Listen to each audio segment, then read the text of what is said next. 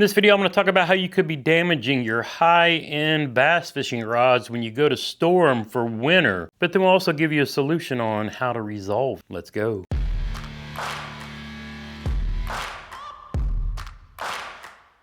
Now, you might find yourself in a position like I am, where fishing season is over. I know that doesn't happen to everybody down in California and Texas and Florida, but for those up here in the Midwest and parts farther north, well, ice and whatnot may shut you down for a few months. So this is the time of year that we generally take our rod and reel combos apart, clean them, store them away, and work on other things to get ready for springtime. But how do you properly store your rods for the winter? Now in the past, I've had this little vertical rod holder and it holds like 6-7 rods, but over the last few years, well, I've kind of added extensively to my collection, and I wanted to make sure that I was properly taking care of them when I stored them away for the winter. So I called my buddy Brian at American Legacy Fishing, the G. Loomis Superstore, and said, hey dude, I've seen several people in several videos with rods hanging in the garage, either from the rafters or on these horizontal racks.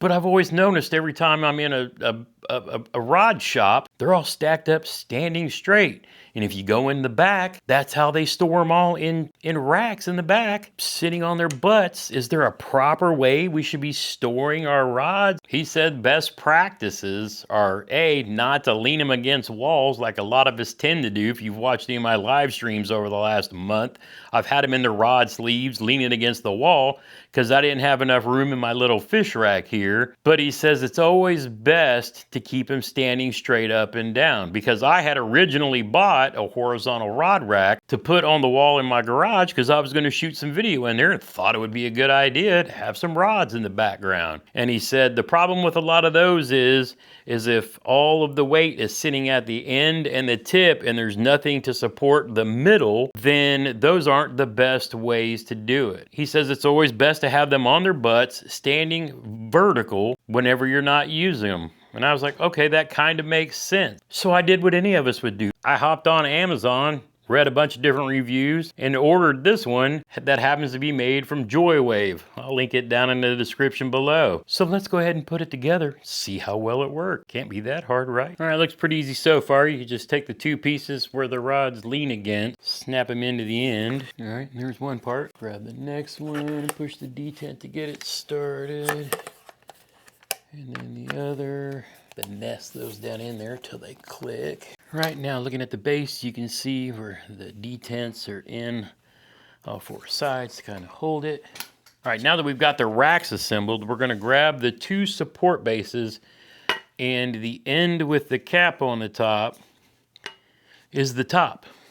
So we got both of these. So what I'm gonna do is I'm gonna grab the smaller of the two racks and feed it on first. And looking at it, I want these silver dimple push buttons. I want those to stay on the bottom, out of sight. So I'm gonna slide this all the way to the top, and I'm just gonna tighten it hand tight for now. We'll adjust it up or down here in a minute based on the rods. In this case, I got the dimples up so that they're actually down. We'll feed that through that support brace on either side and run it down. I'm just gonna run it down about not even halfway, but I'll tighten it up and we'll adjust this after we get the bottom brackets on.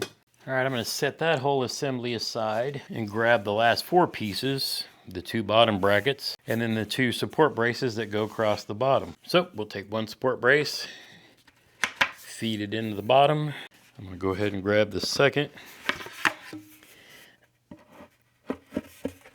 feed it on this side, just so I can show you into the slot here. Feed it in, squeeze it in place. Now from here, all we gotta do is take the other half, join these two together. So I'll just set this here on my lap. For here, we just press it into place. There's one. There's two. Hey, now we got a whole stand. Let's take a look. And there you go. Church it up with some of your favorite fishing stickers, and you're good to go. Let's give her a test run. Just sit it over here by the door. All right, check it out, nice and easy. They just drop in real simple. Threw some spinning rods on that side and the rest of these bait casters over here, and whenever you want, you just grab it and lift it out, get back, drop it right back in there. Nice. That'll work out nicely, I like it. Now, if you want to see a video I did on a round vertical rod stand that holds 12 or 14, I'll drop a link to that right here. Any comments or questions, drop them down below. Until next time, get outside where you can and make some memories. One cast at a time.